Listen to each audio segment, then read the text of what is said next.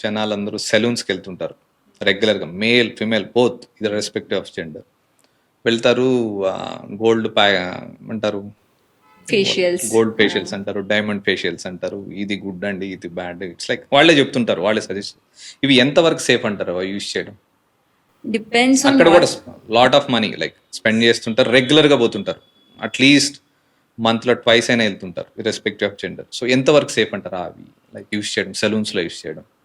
అది ఏ product use చేస్తున్నారు అనేది మనకు తెలీదు. ఇప్పుడు కొన్ని దాంట్లో they use the same product for everybody. ఒకటే దాంట్లో నుంచి అందరికీ తీసి that becomes very contaminated. Okay. అది ఇన్ఫెక్షన్స్ని ఇస్తాయి, ఎగ్జిమాస్ని ఇస్తాయి, పిగ్మెంటేషన్ ఇస్తాయి. That's not at all safe.